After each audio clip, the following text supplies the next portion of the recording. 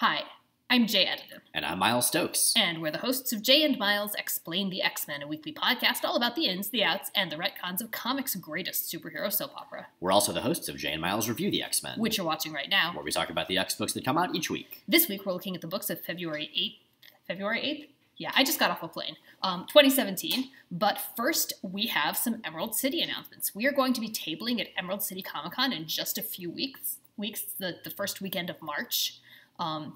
And we will be tabling in the podcast section. We're going to be right next to War Rocket Ajax. There's a podcast section. What a glorious new world. That's a new thing. Yeah. I have no idea where it is in the hall. Turns out you just hopefully we'll find out. You blindfold yourself as you go in. It's purely audio. You just have to recognize people's voices to find their tables. That's certainly one possibility. I think it's an unlikely one, but a possibility. Anyway, we're going to be there. We've got a live show on Sunday. As usual, we are still trying to get party stuff in order. Hopefully we'll have one of those.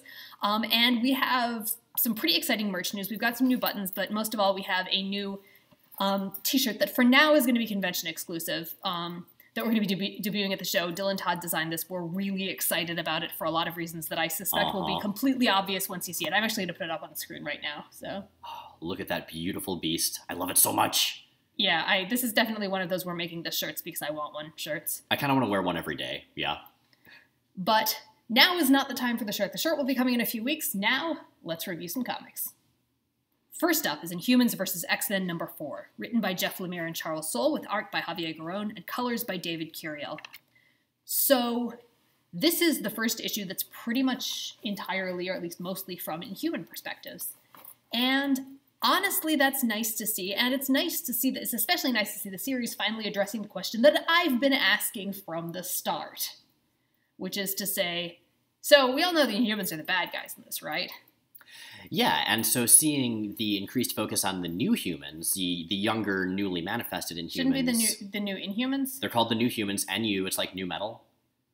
No wonder they're terrible. No, they're actually fairly delightful. Like, this actually makes me kind of want to read that series. Terrigen Mists and Rap Rock, two great tastes that nope. But yeah, so seeing it from their perspective, and they're a little bit less tied into Inhuman culture, a little bit less tied into Inhuman, I guess, spirituality, for lack of a better phrase. Well, I would go with dogma. Yeah. And so seeing them kind of start to question, well, is this really okay? And as we learn more, what's going on is cool. Also cool to see the new character Mosaic, another one of the new humans, get into one of the X-Men's head and learn a lot about what's really going on, which gives Javier Garrón a great chance to do a greatest hits kind of backstory for that. Well, we've seen bits and pieces of that already in a different issue, in a tie-in. And speaking of Garrón, it is such a pleasure to see his work on this. The last X book that he was regularly on, he did the last arc of the Cyclops ongoing. And he was okay on that. I was not enchanted with him. Oh, wait, no. He did not. He heard that wasn't the last one. He also did the Inferno miniseries. Yeah, with Dennis Hopeless. Secret Wars Inferno. And over the course of those three, I feel like his work has developed kind of spectacularly fast. This is a Garrón working at a level that we've not really seen before, and with a degree of versatility as a storyteller that I think, really blew me away. Curiel's back on colors. I feel like all of the gushing about him in previous weeks, stays valid. And again, he and Garrón are a great pair.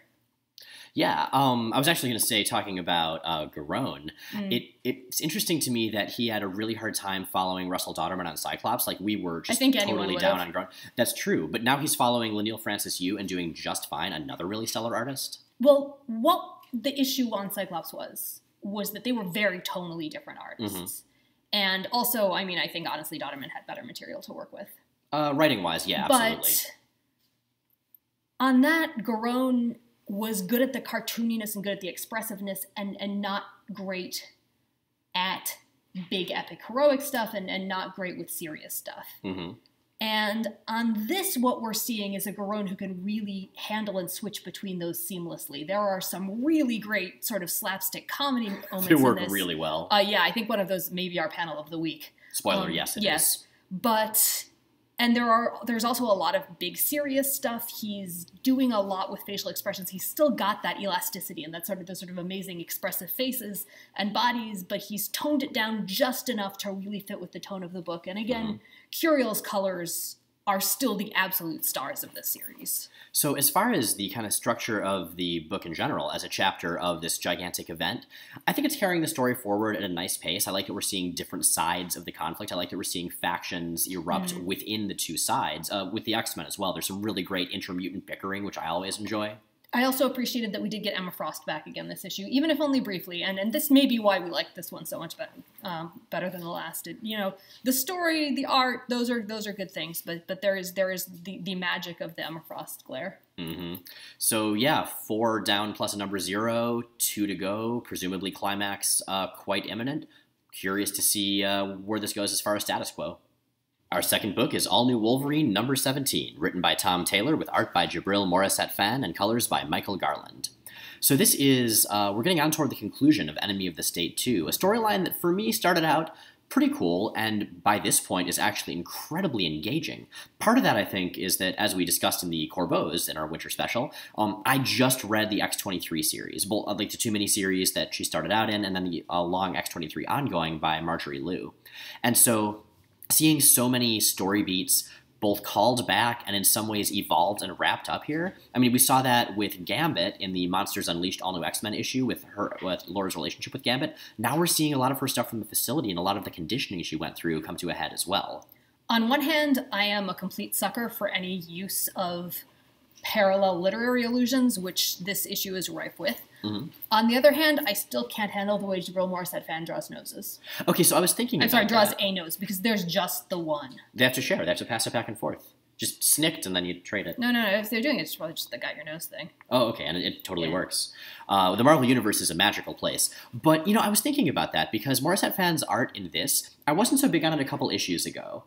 But this one really works for me. There's something about the intense expressiveness of the characters that I really buy in a story this emotional. And this is very much an emotional chapter of Enemy of the State 2. It's all about Laura's closest friends helping her overcome the conditioning that's been a part of her character literally since she debuted. Mm-hmm. I mean, this whole trigger scent thing that is behind the plot of Enemy of the State 2 that makes her just kill anyone in sight, that's been dogging her since she was a little girl. And that's been a plot catalyst for a good many of the stories that centered around her. Right, and so getting to see some actual character evolution, again, like with her relationship with Gambit and the Monsters Unleashed All-New X-Men issue we just saw, that's great. Getting to see Warren, her boyfriend, Gabby, her little sister / clone. Dude, Gabby steps up so hard this issue. She does, and working also with the young Jean Grey, who feels more like Jean Grey to me in this issue than she possibly has in any single issue since she arrived on the scene. Yeah. It works for me. It's a book all about heart, dealing with a character who's had a great deal of trouble with any sort of emotion or connection, and that just makes it all the more,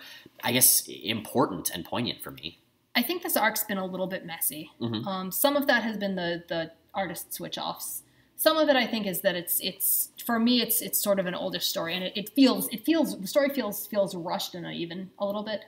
Okay. But it's still very, very strong, and I'm still enjoying it a lot. I will say that if you haven't read the earlier X-23 series, especially the first one in this case, you may want to go back and do that. You'll be able to follow this issue reasonably well without it, but you'll get a lot more out of it if you've read that older material. Yeah, the scenes with Laura's mom, goddamn, they'll hit you hard if you've read it. So yeah, check it out. Enemy of the State 2, I wasn't expecting this much. It is absolutely uneven, like you said, Jay, but I'm really excited to see where it goes, and I'm really excited to see what the world looks like for Laura after this is all done.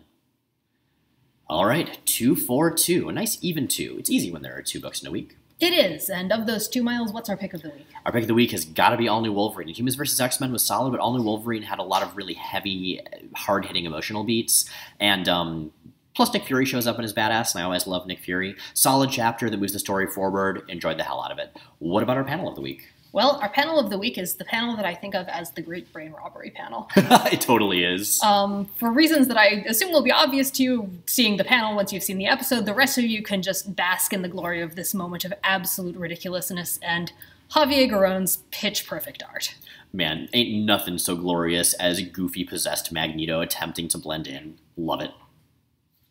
So that's it for this week. Thanks for watching. If you like what you've seen here, but would vastly prefer it without our faces, check out our podcast, Jay and Miles Explain the X-Men. New episodes go up every Sunday on explainthexmen.com, also on iTunes, Stitcher, and Google Play. And Miles, I was out when you were recording this week. What do you and Elizabeth have for us? We just said the word dicks for like an hour solid. It was great. You did that without me? No, I'm kidding. I saved that for you. We'll do it Okay, I was going to say, I was kind of offended there. Elizabeth Alley and I talked about a few Phil and Excalibur issues that take place after the Crosstime Caper. We have a fight with Galactus. We have not exactly Franklin Richards' weirdness that explains why Captain Britain has been so horrible for a little bit of the recent past.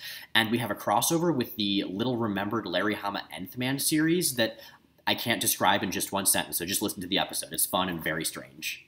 I got to see Manatees. Did they cross over with the Nth Man? Probably. Oh. Well, I'm glad for them. That podcast, these video reviews, and everything to explainthexmen.com are brought to you by our Patreon subscribers. We're an entirely listener-supported project, and those are the folks who help us stay on the air and entirely ad-free. If you'd like to join their ranks, you can do that at the link either above or below this video, depending on where you're watching it. Meanwhile, we will see you at Emerald City Comic-Con. Come see us, buy things.